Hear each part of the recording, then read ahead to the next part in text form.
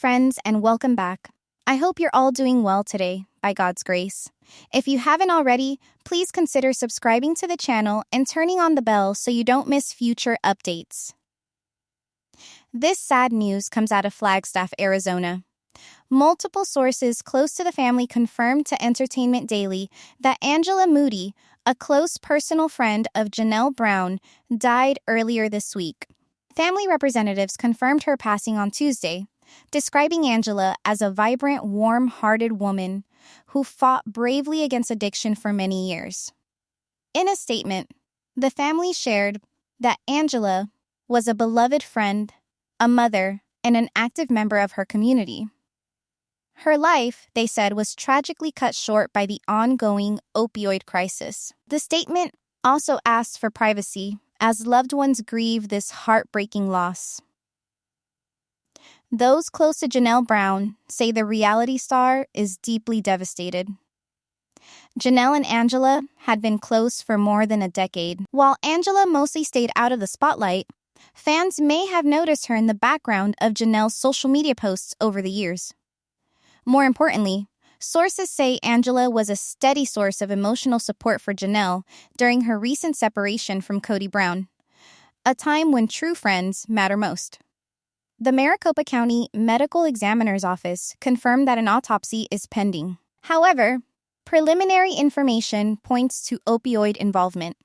Angela had been open with friends about her struggles with prescription pain medication, which reportedly began after a serious car accident in 2018. What started as legitimate pain management slowly turned into something far more dangerous, a story that has become all too common. Dr. Michael Chen, an addiction specialist not involved in Angela's care, told Entertainment Daily that cases like hers show how easily pain treatment can spiral into addiction. He explained that this is exactly why the medical community is pushing for more comprehensive and closely monitored pain management protocols. Angela's passing also shines a harsh light on Arizona's growing opioid crisis. According to state health department data, opioid-related deaths have increased by 25% over the past 3 years, with prescription opioids involved in nearly 40% of those cases. These numbers aren't just statistics. They represent families, friendships, and futures lost. In response, friends have established a memorial fund in Angela Moody's name to support addiction recovery services. One longtime friend, Sarah Wilkins, shared a touching tribute, saying Angela would want her story to help others still fighting this battle. She described Angela as incredibly generous, someone who always put others first, even while quietly battling her own demons. Sometimes the kindest people are carrying the heaviest burdens. As of now, Janelle Brown has not made a public statement about Angela's death. The Brown family continues to face several personal challenges, including Janelle's separation and the family's recent move from Las Vegas. For fans who have followed them for years, it's been a season filled with change, loss, and unanswered questions. And that brings us to another point many viewers are wondering about. Is Sister Wives nearing its final chapter? Fans are already speculating that the long-running TLC series may be approaching its end, especially after Kody Brown shared a recent cryptic teaser that left many scratching their heads. Whether the show continues or not, moments like this remind us that behind the cameras and storylines are real people, facing very real struggles. The speculation really took off after Kody Brown, the first wife to publicly walk away from Kody Brown, shared a surprisingly cryptic message about the future of Sister Wives. What set fans buzzing was a short promotional clip along with a social media post from Kody that raised more questions than it answered. In the video, Kody is asked a simple question: what's next for her? She pauses, looks unsure, and says, "I don't know. I don't know if I can say." Then, she does something unusual for reality TV. She looks straight into the camera, almost breaking the fourth wall, and adds, "I don't know if we're done. I don't know." That hesitation and that choice of words sent shockwaves through the show's loyal fan base. This is a series that has never shied away from showing everything: marriages, births, arguments, divorces, and deep family rifts. So hearing uncertainty about whether the show itself is finished felt less like casual teasing and more like a warning sign. When a show that's documented every chapter of a family's life suddenly isn't sure about its own future, people tend to take notice. To understand why fans are so on edge, it helps to look at how much both the family and the show have changed. Sister Wives first premiered back in 2010, introducing viewers to Kody Brown, his 4 wives, Meri, Janelle, Krishnan, and Robyn, and their combined 18 children. In the early days, the focus was on their polygamous lifestyle and the challenges of living openly in a society that didn't always understand or accept them. But over the years, the story shifted, and not gently. What was once about unity slowly became a story of unraveling. Krishna's departure in 2021 marked a major turning point, both emotionally and narratively. After that came Janelle's separation in 2022, followed by Meri's official split in early 2023. Today, Kody is legally and spiritually married only to Robyn. The large plural family that once defined the show is essentially gone. Naturally, fans have started connecting the dots. On platforms like Reddit, Instagram, and TikTok, the same question keeps popping up.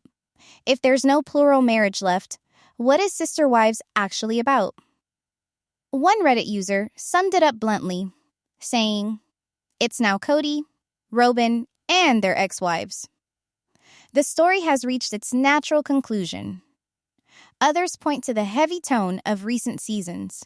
Storylines have centered on COVID-19 conflicts, accusations of favoritism, and the painful breakdown of Kody's relationships with his older children and first 3 wives.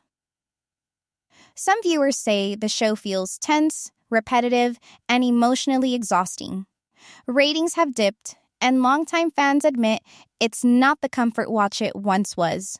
So, what happens next? TLC hasn't made any official announcement, but there are a few realistic possibilities. One option is a full cancellation, clean, final, and perhaps wrapped up with a reunion special to close the book. Another possibility, and one many fans actually prefer, is a spin-off. Krishna's new marriage to David Woolley and her life after Kody have been warmly received. A series focusing on Krishnan, Janelle, and Meri navigating life post-Kody, jokingly dubbed the Ex-Wives Club by fans, could be a fresh start that still keeps viewers invested. The show could continue in a drastically reworked format, but that would mean a much smaller focus, possibly following only Kody and Robyn's household. Realistically, though, most fans see this as the least likely option to succeed. Given the current mood of the audience, there's very little appetite for a version of Sister Wives that centers solely on the one marriage many viewers already feel has dominated the story for years. Now, let's turn to what's coming next and why emotions are about to boil over. Sister Wives, spoilers ahead. A major standoff is brewing at Coyote Pass, and Janelle Brown appears to be reaching her absolute breaking point in what's being teased as one of the most explosive episodes yet. Season 20, Episode 9, is shaping up to be a defining hour in the show's long history. The slow, painful unraveling of the Brown family's polygamous experiment is no longer simmering. It's threatening to erupt. This episode centers on 3 major threads: a dramatic confrontation on Coyote Pass, Janelle finally saying enough, and Robyn's puzzling search for a sense of family that many viewers believe no longer exists. Coyote Pass, once described as sacred ground and the future heart of the Brown family, has become something very different. That sprawling Arizona property was supposed to be the place where Kody and his 4 wives would eventually build a shared life together. Instead, it now stands as a symbol of broken promises and fractured relationships. A battleground where the last pieces of that dream appear to fall apart. According to spoilers, the episode's central conflict unfolds during a tense meeting at Coyote Pass. What was meant to be a straightforward conversation about land divisions and infrastructure quickly spirals into a raw, emotional confrontation. This isn't just about plots of land anymore. It's about loyalty, fairness, and the remains of a plural marriage that no longer functions. Janelle, who has poured a significant amount of her own money into the property, is firm in her position. She wants her share secured and wants to finally build a home for herself. But Kody, whose emotional energy and priorities seem focused almost entirely on Robyn, appears unwilling to commit resources to Janelle's plans. With family finances tangled and trust already worn thin, the conversation turns heated. As expected, the argument escalates. Spoilers suggest Kody leans into his familiar pattern, circular reasoning, deflection, and shifting blame, while Janelle refuses to back down. She demands fairness. She demands transparency. And for perhaps the first time, she does so without softening her words to keep the peace.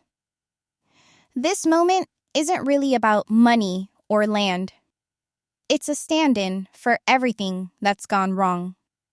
The property that was supposed to unite them is now exposing just how deeply divided they truly are. For Janelle, this appears to be the final straw. Known for being practical, patient, and often the family peacemaker, she reaches a point of unmistakable clarity. The woman who once believed the family was worth the hassle now seems to realize that the effort has become a losing battle with no real return. Her now famous line from the season trailer, "I'm done," is widely believed to come directly from the fallout of this episode. And when Janelle says she's done, it's not just with the argument. She's done with the emotional labor. Done with the financial imbalance. Done carrying the weight of a relationship that Kody appears to have emotionally left behind long ago. Viewers will reportedly see a side of Janelle that's rarely shown, a mix of anger, deep disappointment, and quiet resolve. This episode likely sets the stage for her permanent separation from Kody, following the paths already taken by Meri and Christine. Meanwhile, in a parallel, and deeply ironic, storyline, Robyn Brown is on a mission of her own. Spoilers reveal that Robyn is actively searching for a relationship counselor for the entire family. On the surface, it sounds like a last-ditch effort to heal old wounds. But given everything that's unfolded this season, many fans see it differently. To critics and spoiler watchers alike, Robyn's search doesn't feel like a real solution. Instead, it comes across as a performance, one that raises more questions than answers. To many viewers, it looks less like a sincere attempt to save the family, and more like an effort to build a paper trail, proof that she and Kody tried everything. In that version of the story, the blame for the family's collapse can be quietly shifted onto the other wives for not showing up or not trying hard enough. Robyn's tearful pleas for unity ring hollow to longtime fans, especially when the foundation of that unity, fairness, shared affection, and equal partnership has been steadily worn away. And in the eyes of many, Robyn and Kody have been the main drivers of that erosion. Searching for a family counselor at this late stage, when 3 wives have already checked out emotionally or physically, feels futile and out of touch.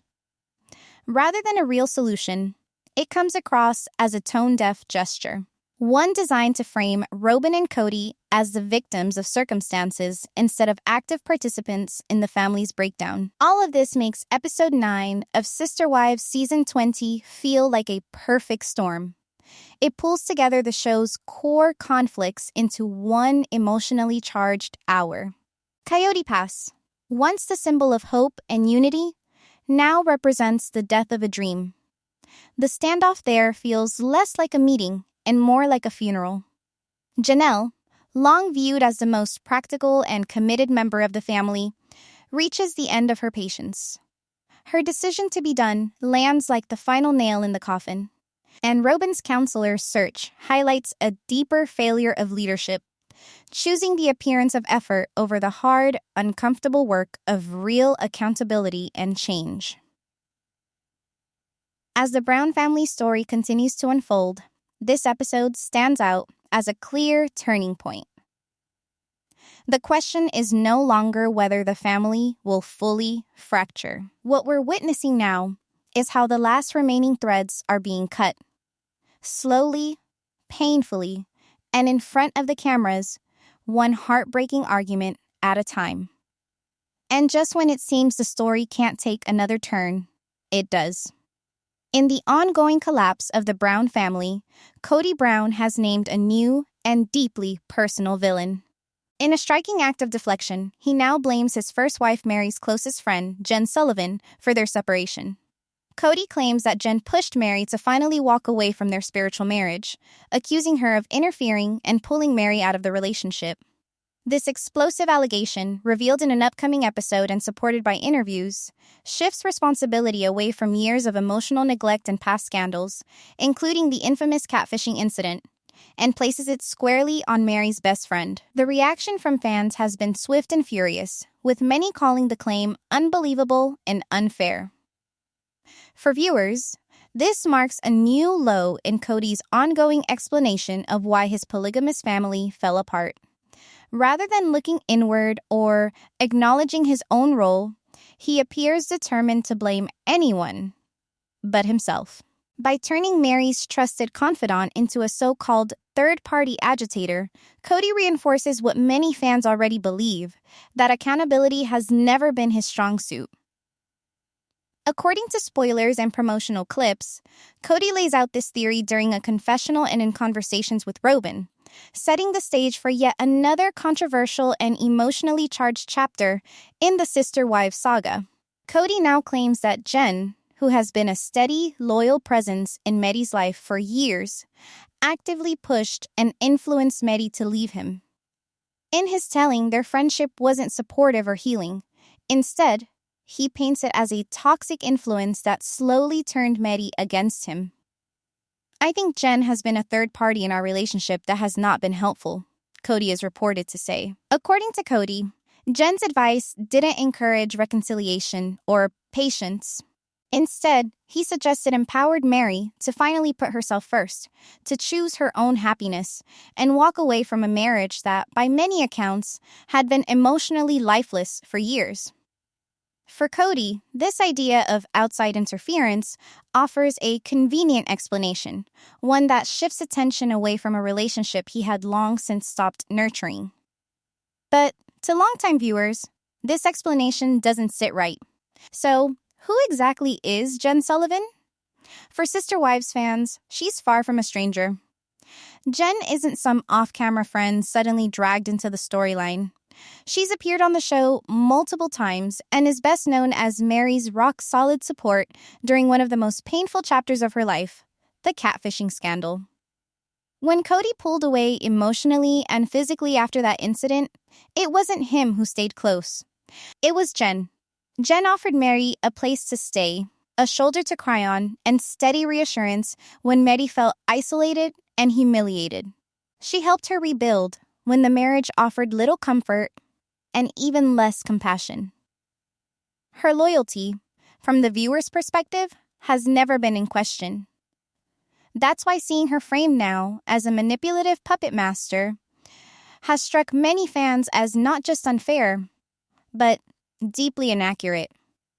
To supporters, Jen wasn't the cause of the marriage falling apart. She was the lifeline Meri grabbed onto after Kody had already let go. Blaming her feels like rewriting history. Unsurprisingly, the fan reaction has been swift and loud. Across social media and fan forums, viewers have overwhelmingly defended Jen while sharply criticizing Kody's claims. Many point out that this accusation fits a familiar pattern.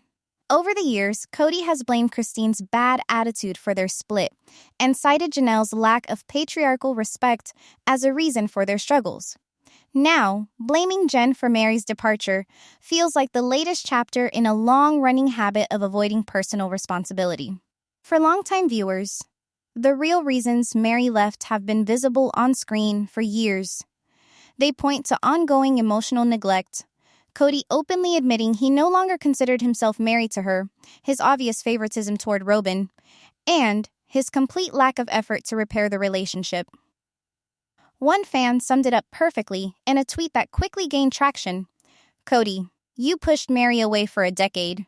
Jen just helped her find the door." As the controversy grew, fans rallied around Jen Sullivan. Messages of thanks and encouragement flooded her social media, praising her for being the friend Meri needed when no one else stepped up. Hashtags like Team Jen began trending among viewers, celebrating her not as a villain, but as a true ally in Meri's long journey toward independence and self-respect. Meri's quiet response to all of this may be her greatest victory. While she has chosen not to publicly address Kody's accusations, her life tells the story clearly enough. She has moved forward, building a full and successful life in Utah, where she now runs her bed and breakfast, Parowan Inn. By all appearances, she seems more confident, more grounded, and genuinely happier than she has been in years. A living reminder that leaving Kody was the right decision for her, no matter who supported her along the way. In the end, Kody's attempt to blame Jen Sullivan doesn't weaken Meri's choice, it strengthens it. For many viewers, it serves as the final piece of proof of what they've suspected all along. Kody struggles to recognize the pain he causes others. By attacking the very person who helped Meri survive her lowest moments, he only reinforces why she needed to leave in the first place. His comments reveal a troubling mindset, one where a woman seeking peace, dignity, and independence isn't seen as someone with agency, but as a pawn, being influenced by someone else. And just as that chapter seems to close, another startling moment captures the audience's attention. A new man? Or an empty gesture? In a move that stunned longtime fans, Kody Brown has shaved off his signature beard for Robyn. For more than a decade, Kody's look was unmistakable, long, curly hair, paired with a full salt and pepper beard that framed his face like a badge of identity. It wasn't just facial hair. It symbolized the rebellious patriarch, the man leading an unconventional family and lifestyle. So when TLC teased footage of Kody shaving it all off, the reaction was immediate and intense. This wasn't a simple style change. To viewers, it felt like a transformation. Almost a rebirth. The moment, featured prominently in a recent episode, seems to mark the end of one era and the beginning of another, the fall of the polygamous patriarch and the emergence of a man now fully committed to monogamy. The reveal itself is treated with ceremony. Kody stands in the bathroom, electric clippers in hand, while Robyn watches closely. With each pass, the beard that's been part of his public image since 2010 falls away. When he finally looks in the mirror, the result is jarring. Fans online were quick to say he looked unrecognizable.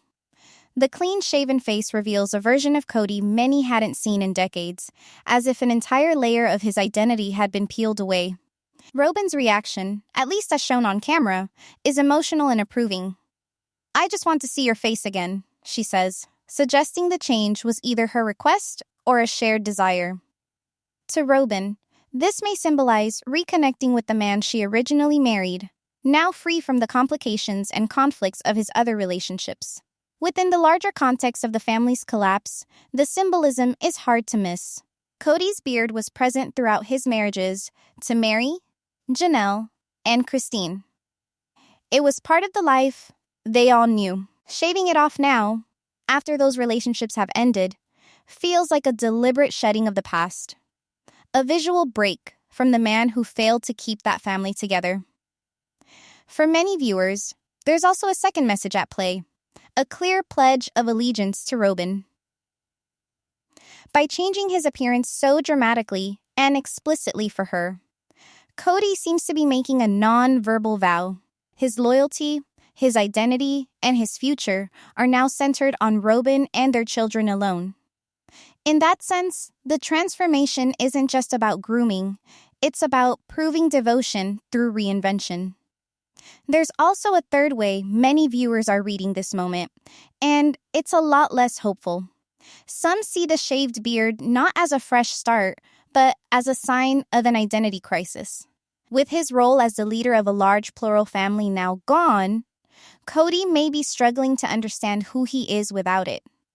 For over a decade, that identity defined him. Stripping away the beard could be his attempt to shed the man associated with failure and loss, and to literally see someone new in the mirror, even if he's not quite sure who that person is yet. As you might expect, fan reactions have been immediate and intense, ranging from genuine surprise to outright cynicism. On the shock and occasional praise side, some viewers were simply stunned. Comments like, "I didn't even recognize him," flooded social media. A small group even complimented the new look, saying he appears younger, and suggesting the change could be a positive step for his relationship with Robyn. But those voices were far outnumbered by critics.